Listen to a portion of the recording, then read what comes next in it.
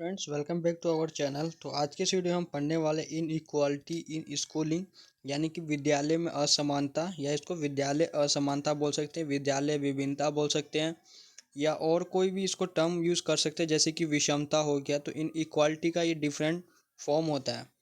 आपको यहाँ पे विभिन्न विभिन्न तरह से क्वेश्चन पेपर में देखने को मिल सकता है, तो आपको घबराना नहीं है। आपको खाली इंग्लिश में देख लेना इन इक्वालिटी, बाकी हिंदी में तो इसको अनेक तरह के बोलते हैं। इसको देख सकते लिखा हुआ, विद्यालय को औपचारिक शिक्षा कहा जा सकता है जिसे औपचारिक शिक्षा द्वारा विद्यालय के माध्यम से पूरा किया जाता है।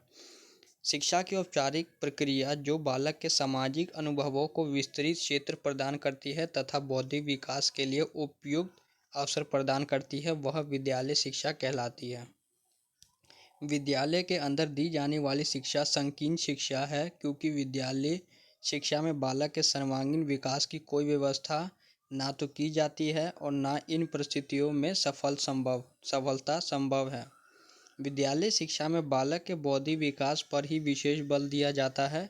सामान्य भावात्मक, सामाजिक आदि विकास के लिए कोई कठिन प्रयास नहीं किया जाता है।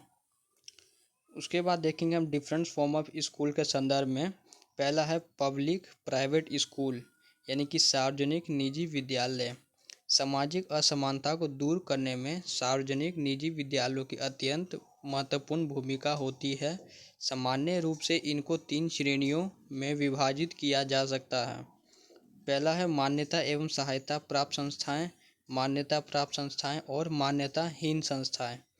इनमें प्राप्त तथा मान्यताहीन संस्थाओं की संख्या कम है। निजी प्रबंध के बाद भी ये विद्यालय जन शिक्षा प्रणाली का अंग है।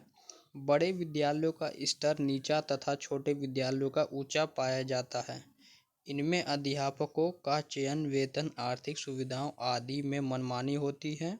संचालित विद्यालयों के अध्यापकों की अपेक्षा इनमें कार्य करने वाले अध्यापकों को सरकार तथा स्थानीय निकाय द्वारा ना तो मान मिलता है और ना ही वेतन तथा अन्य सुविधाएं। इन सभी का शिक्षा पर अप्रत्यक्ष प्रभाव पड़ता है। शिक्षा आयोग ने इन दोषों को दूर करने के लिए निम्नलिखित सुझाव प्रस्तुत किए हैं। उत्तम शिक्षा के लिए आवश्यक सुविधाएं प्रदान की जाएं। निजी तथा सरकारी अध्यापकों के आपसी मतभेद को समाप्त किया जाए। निजी तथा अध्यापकों के आपसी मतभेद को समाप्त किया जाए। निजी विद्यालयों को सभी सुविधाएं सरकारी विद्यालयों के समान प्रदान की जाए। उसके बाद रूरल अर्बन स्कूल, यानी कि ग्रामीण शहरी विद्यालय। ग्रामीण शहरी क्षेत्रों में विषमताओं को दूर करने में ये स्कूल अत्यंत महत्वपूर्ण भूमिका निभाते हैं। इन स्कूलों में प्राथमिक स्तर पर छात्रों के भाषाई कौशलों की विषमताओं को दूर करने के प्रयास किए जाते हैं। ऐसे स्कूलों में प्राथमिक स्तर पर कक्षा 1 से अंग्रेजी शिक्षण प्रारंभ किया जाता है। उसके बाद है सिंगल टीचर स्कूल, यानी कि एक अध्यापक वाले विद्यालय। एक अध्यापक के लिए प्राथमिक स्तर पर एक साथ 5 कक्षाओं को संभालना कठिन होता है। यदि अध्यापक छुट्टी चला जाए तो विद्यालय ही बंद हो जाता है। इसमें बालक विद्यालय आने से कतराते हैं और पढ़ाई छोड़ देते हैं। उसके बाद है कॉमन स्कूल सिस्टम, यानी कि समान स्कूल प्रणाली।